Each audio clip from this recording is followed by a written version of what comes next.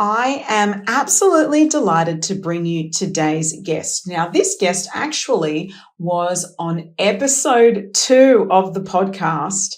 Gosh, this was back in 2021. So this is a long time ago, and she's finally back. Now, Jane Grech, who you're about to meet again, is a wonderful human, but also a leadership guru. And I think you're going to really enjoy this episode. She's also one of our guest expert speakers at Studio Biz Summit, which is happening on International Dance Day, April 29th. So if you haven't got your ticket yet for that, this is an online summit.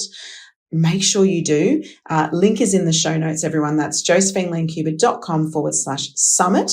Tickets are only $27. It's the cost of a pizza these days. So make sure you do check it out. Jane is one of 6 industry guest experts that are going to be presenting their masterclasses for you on International Dance Day at the Studio Biz Summit. I will also be presenting. But Jane brings a different flavor, which I absolutely love. She's very versed on leadership, as I mentioned, but also staffing systems and strategies. So today she's going to be talking about syncing staff, system, and strategies for success. And that is also the topic she's going to be presenting at Studio Biz Summit. Now, of course, in a podcast episode, we can't bring you all the juicy stuff. We just don't have enough time because there's a lot of conversation happening in this interview, which I think you're going to really enjoy. She talks about everything from, having a successful studio business, growing it to 8 sites, and then selling her business actually and pursuing this career path that she's on now. She's also the creator of Dance Step, which is a program which you may have heard of. Make sure you check it out. But anyway, look, I'm absolutely excited to have Jane back on the show. Now, if you didn't hear Jane back in 2021, you can flip all the way back to our 2nd episode, which we were then called Business Arts and all that jazz, but it's actually still on this same podcast channel because when I rebranded the name, I didn't create a whole new thing. I thought, nah, that's good. I'm good with that. So anyway, let's talk staff systems and strategies. Yeah. Some may think it's a sexy topic, others not so much, but Jane makes it sound absolutely fantastic. So you're going to love it. All right, let's head into the show. Hello and welcome to Studio Biz and all that jazz. I'm your performing arts business coach and host, Josephine Lancuba. This show is designed to bring you inspiration, information, and the instruments you need to create and grow the studio biz of your dreams. I will bring you a mix of solo episodes as well as interviews where I tap into the minds of industry experts. My career started as a performer over 2 decades ago. I later became a speaker, theatrical producer, and talent manager, as well as having a successful teaching career in singing, drama, and dance. 10 years into my professional journey, I became a mama of 2 and with a baby on my hip, opened up my very own performing arts studio. From hardship and humble beginnings to 4 studio locations and a multi-6-figure performing arts biz, I know how to attract students and keep them coming back for more. And in the show, I will share with you my experiences to help you thrive and fast-track your path to success. I know you have a spark inside of you with dreams and goals for the future. As your coach and mentor, I'm here to help you step into your limelight and be a cheerleader in your ear each and every week. So get ready to be entertained and inspired as we talk studio biz and all that jazz. Welcome, Jane Grech, to Studio Biz and all that jazz. I'm so excited to have you back on the show. Thanks, Jo. Good to be back. It's been a while between drinks, but that's okay. It's been such a while between drinks. The last time you were on the show, I think it was like my episode 2 or something. Guys, early, yeah. Yeah, it was really early on. So if everyone listening wants to hear that original episode, it's actually a goodie because that was like the COVID era. We're still sort of, that post-COVID era now, but that was really when we were in the guts of all the things that happened. So it is an interesting interview. So make sure you do tune into that, everyone listening, and you can wind back the clock. I do believe it's in that first couple of episodes there with Jane. But tell us, now for everyone listening at home, I'm sure there's a few people listening that are going to really know your name. There's going to be others that have never heard about you in their lives. So let's introduce you. Tell everyone about you and what you do in the world, Jane. Sure. Well, I currently wear a number of hats, but I've always kind of done that in whatever role that I'm doing. So currently, I'm a business coach that specializes in leadership and management and human resource management, basically. Um, for dance studio owners are the majority of my clientele, and that's because I ran a studio for 17 years, and I've been a ballet teacher, a dance teacher, but specifically a ballet teacher for close to 30 years. So I know the industry in Australia very well. I also run Dance Step, which is a dance student teacher education program. And that is a program that I wrote myself a number of years ago, around about 14 years ago, and then shared with other studios across the globe. So we've got 400 what we've referred to as partner studios now, right across the globe. And our mission is to really empower young people to step up and be leaders within the dance studio setting.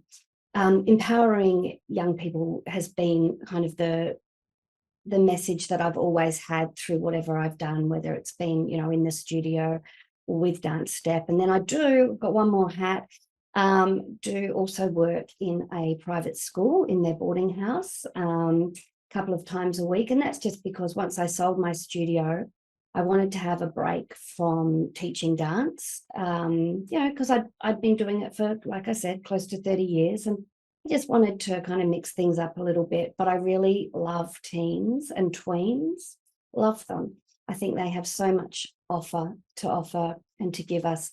And I hope that I have the same for them. So I'm working with year 7s to year 12s in a boarding house setting, providing them pastoral care, helping them with different mental health challenges that may come up, just with being that age, but also living away from home and just kind of being a mum to them. So I've gone from having 400 students in the studio to having 71 boarders. And to be honest, boarding houses and dance studios are kind of the same thing when you look at it from that lens of the kind of care and love that you provide to students. Yeah, I find that really, really interesting. And, I think that really is something that people may not be aware of. I mean, you say it's a boys' boarding house, right? So my girls, mixed gender. it is mixed. So okay. I work, so I work with the boys and the girls, but obviously, working with the guys I did that intentionally. I did get offered a couple of roles at girls only, and there's been a couple of times I've regretted not taking that, if I'm being perfectly honest, because the boys are a whole new ball game for me. I've had guys in my studio, but not in such a big group. And waking up year 11 and 12 boys at 7 a.m. on a Thursday morning ain't for the faint-hearted, let me tell you. Yeah.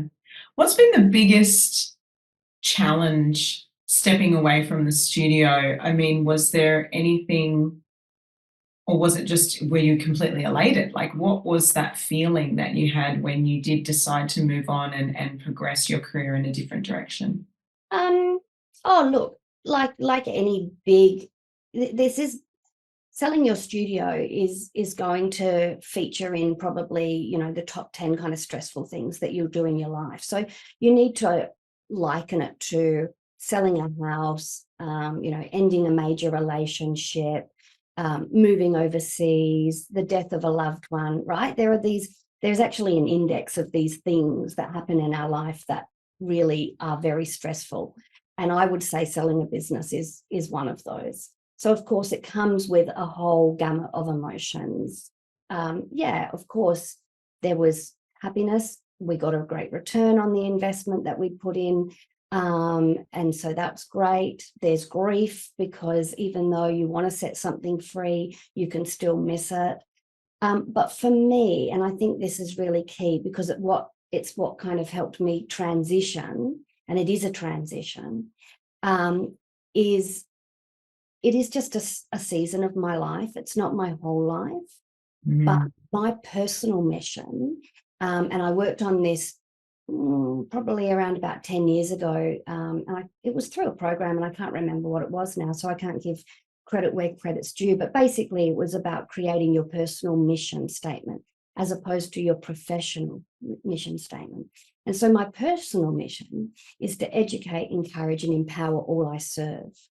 And can you see how that carries across roles? That carries in the dance studio sense, because that's what I was doing there. I was no longer just educating students. I then had, at my peak, we had 1,000 students and 8 studios. So my role was not in the studio at that time. It was educating, encouraging, and empowering my team. But when that came to an end and I tied a bow on that business, that personal mission carries through whatever I choose to do. It carries through my business coaching. I'm educating, encouraging, and empowering my clients. It goes through Dance Step. I'm doing that with the young leaders. It goes to the boarding house. I'm doing that with the boarders. And so I think that was really handy for me, because I went, oh, my purpose, my passion, because dance studio owners are so purpose driven. But if you can take the time to realize that your purpose is bigger than just a role, that is just a job. I hate to say it, because I know it feels like more than that. The purpose itself is bigger than the role, and the purpose carries on even when the role finishes. I love that. Yeah. I love that, because we do often get tied, our identity gets tied into what we do.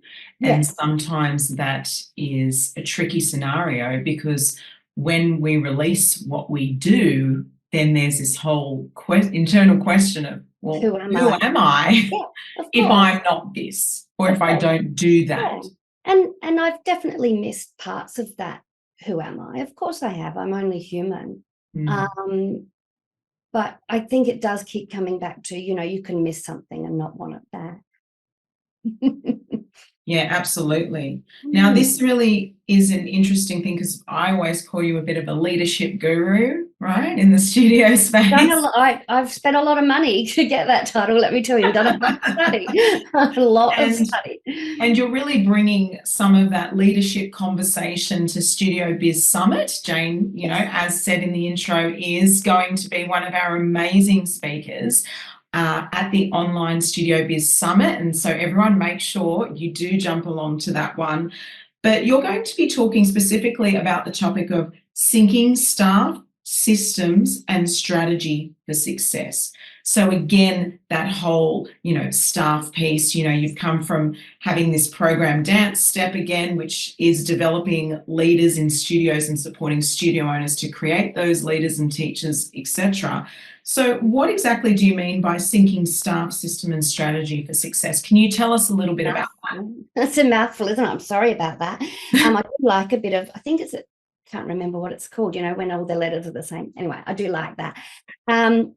So basically, I do a lot of work in the leadership and management space, and leadership is just, I guess, it gets more attention because it is vision orientated, it's future orientated, it's a little bit exciting, it's a bit colorful. Management is a little bit more black and white. It's important to differentiate the two. Management is managing the business or the organization in the here and the now. And it is about getting things, whether they're staff, systems, strategies, whatever they are, working in the way in which they are intended. Whereas leadership is about creating that vision, casting, being entrepreneurial, seeing opportunities and making the business, reach those stretch goals. So you can't have, one is not more important than the other. And so what I want to talk about is how you can merge those two, and whether you have a bias towards leadership or a bias towards management. If you're only ever focusing on the future and you're being that big picture person and you're living in, I don't want to say la la land, but that's kind of where I live. Visionary land. Yeah. You're the glass half full person, and everything's rainbows and unicorns. Well, that's great, because you do need that kind of excitement and you do need that vision. But if you're not focusing on the here and the now and the nitty gritty, then you're not going to have a company that is well placed to take you to where you want to go. And mostly what I want to talk about, and this is the synchronization part of that title, syncing all of the things. What I see, both in my clients, in the industry as a whole, through my personal experience, is we can often look at all of the different pieces of a puzzle in a business and look at them separately. So if I was to give you just a piece of a puzzle and say, well, what's this picture? You'd be like, well, I don't know, it might be sky, it's blue. It might be sky, it might be sea, it might be a jumper that someone's wearing, right? That piece by itself doesn't tell us a lot. What I'm interested in is, let's take all of the pieces of the puzzle and interlock them, right? The way a puzzle, the little sticky outy bit fits into the little cutty outy bit. Bet they've got fancy names, I don't know them. And how they interlock. And when you interlock them, then you get the big picture. And so you should never be making decisions on one piece of the puzzle. You need to then think about, well, how does this interact, and how does this affect the other pieces of the puzzle? Looking at the business as a whole. That's what I'm really interested in. And I think when people do that, definitely when I've done that, you are stronger. I mean, just like anything that interlocks, right? It's not floating off into the nether. It's a stronger, and it's, I guess, another analogy, because we're dance teachers, so we like a bit of imagery, is the way cogs interlatch, and so you turn one cog and then it has an effect on another and another. And really, that is how it should be. So if you've got, for example, if you do have a vision for your organization, that should just not sit over on a puzzle piece over on the left and be written in your staff code of conduct and maybe up on the wall. That vision actually needs to be the guiding star, the North Star, and it needs to show up in your human resources in terms of how you recruit, who you recruit, when you recruit. It needs to show up in perhaps the way you run your performances, right? So everything needs to have that flavor all the way through it. Otherwise, it's too disjointed, and that's where you start to grab these different strategies from other people. You might see something that's working for them, and you're like, oh, I'll just try that, without taking a moment to think, does this fit into my puzzle? Because maybe the puzzle boxes have been mixed up, and you're just trying to shove this puzzle piece in and make it fit in your business. I think what you said is really powerful, because sometimes we do have an overview. Like you said, you'll come up with these, what I call basically my moral code, laws of the land. It's basically the culture code.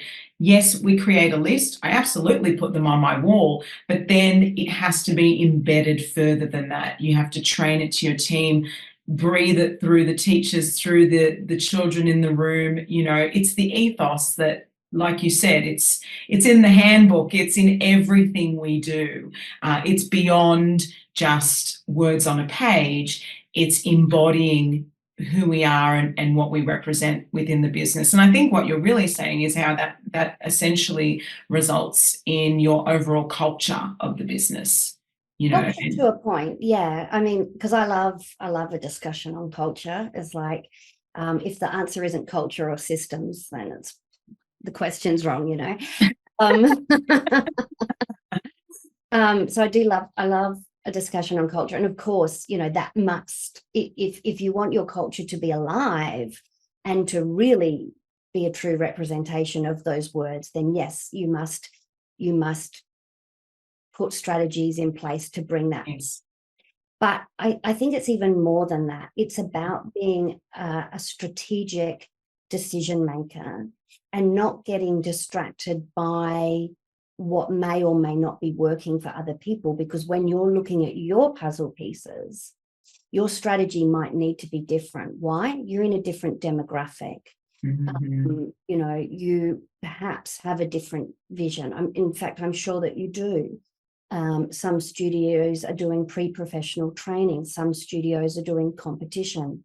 Some studios are classing themselves as recreational studios, whatever. So yes, that's going to affect your decision making.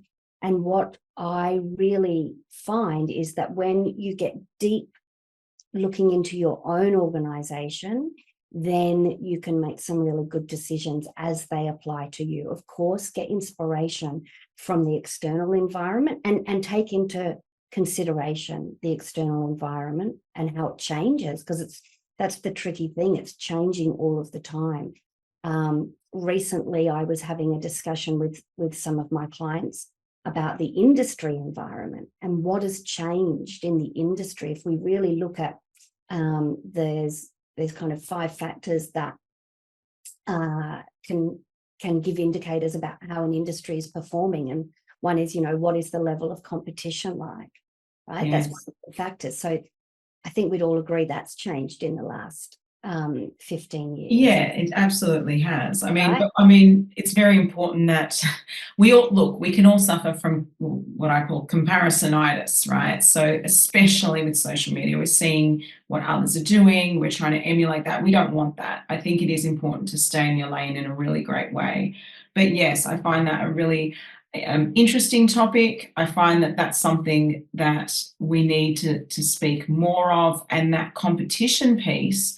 That's the nature of business. I mean, absolutely, there's a studio on every corner, even in regional towns, they're popping up left, right, and center. And I think that that's just the nature of what we do. It's increasing and there is more competition. But what do you say to that in relation to the competition? Well, I mean, it's an industry factor. So the thing is, with these different industry factors, when they change their weighting, so if competitiveness is higher, if the power of suppliers is higher, different industry factors, then it changes profitability. And so we have to know what's going on in the external environment, i.e., cost of living, the demographic changing of the subject, things like that.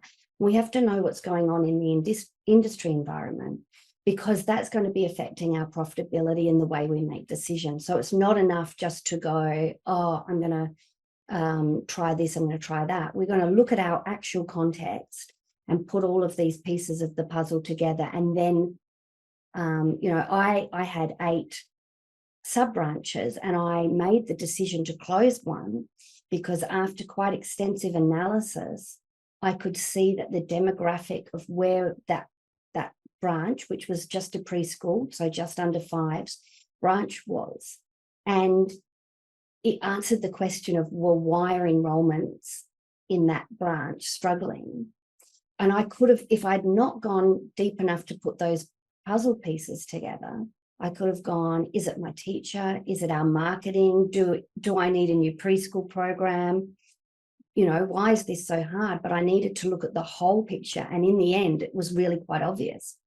The young families were no longer moving into that area. And older families with teenage kids were there. And so obviously it makes sense, doesn't it? They didn't want to come to preschool. Yeah, totally. And I'm all about that. I think when I first started my studios, I didn't go into that sort of depth. And then I definitely did later on in the piece. And I had at 7 locations, similar to yourself. I ended up closing 3 of them, actually, when I went into that work. But, I think that looking at... that's not a failure, is it? It was totally intentional. Exactly. I made an intentional decision to minimize, to close those branches, to reduce my sites. Yeah. And we then became more profitable. See, there you go. So, and that's the goal, really. I mean, in business is to turn a profit. Yes, you can have passion and purpose. However, there is no mission without the money. And so, money is not a dirty word. Profit is not a dirty word. And so what can we do to make your business perform in, it's like an athlete, isn't it? So you want your business to perform its personal best. You want it to hit its personal best, and you want it to do that in expelling the least amount of energy, and in our case, expense. Yeah, So absolutely. it's I about mean, profitability is the key. And I think as well, obviously it needs to be, like we've said, it needs to be business that aligns to you, that feels good. Of course, it's passion driven, but it needs to be profitable to be sustainable. And of course, so that we don't resent the business in the long term. But, I think that that's something that comes with, knowing your numbers, like you said, doing the research and taking the time on the strategy. Now, this is an exciting topic. It may not sound sexy to some, but I think it is a sexy topic when you Oh, talk no, about I love systems and it. strategies. So what's one big tip? And again, you're going to get much more than this at the summit, that everyone that's listening. So, and that link is in the show notes. So make sure you do come along. But in relation to syncing staff systems and strategies for success, what's your top tip that you can give to our listeners today? I think taking yourself out of being right in the middle. So if we were to draw a chart of the business, if you were stuck right in the middle, it doesn't matter which way you turn, you're going to feel a little bit closed in. And so really taking yourself out and then coming up and above and trying to look at your business from a bird's eye perspective. And of course, that's where conversations with people like you and me can help, because we are in that position, and so we can reach down and take someone and say, hey, just come up here and sit with me for a minute, and let's look down on this without kind of any other emotional attachment, and look at all of these pieces of the puzzle, right, and see how we can make them fit together. That would be my main thing, is come try and it's really hard though when you're doing it by yourself.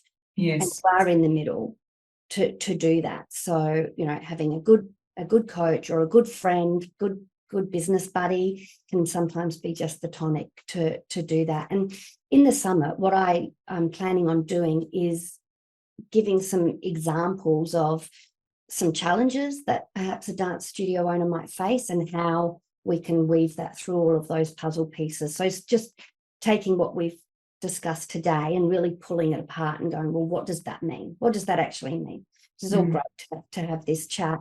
But what does that look and sound like when I'm sitting at my desk trying to make a decision? Yeah, and I think it's, I was at an expo on the weekend, and I was an exhibitor there, and I had many studio owners coming up to me, and it is really interesting that you say that whole overview, and sometimes we're in the middle of it, and especially when we're on our own and we can't see out of the woods, right? But I did have some interesting conversations. One woman in particular who was talking about how she's struggling financially. She's subleasing currently different spaces, so renting and hiring council halls, which is a great thing.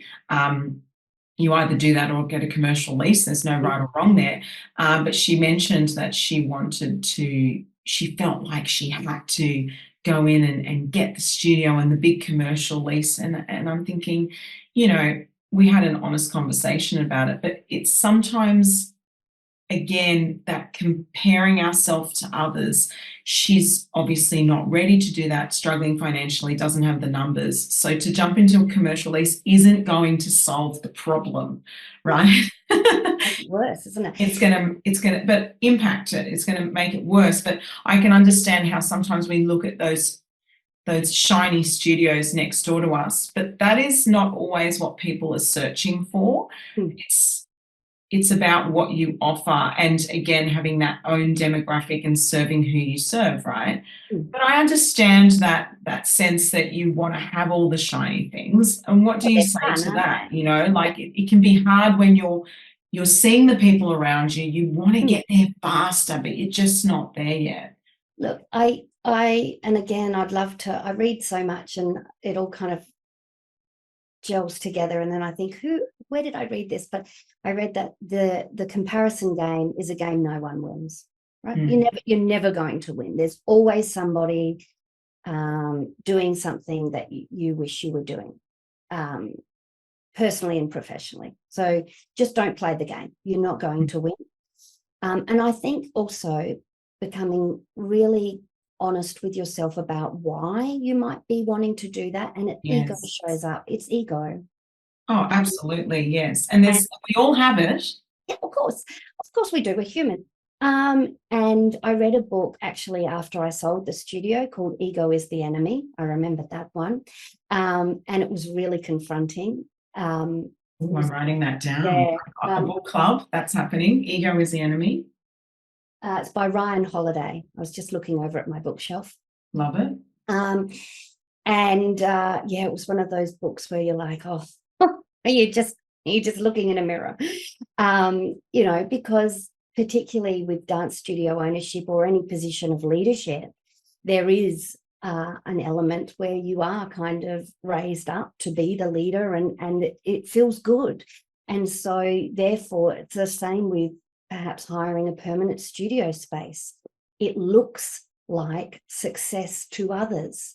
People are going to look at me and think, wow, how she's so successful. I did it not with my studio space, but with my number of staff. I'm embarrassed to say I used to wear my number of staff like a badge of honor. Look how successful I am. I have 20 staff.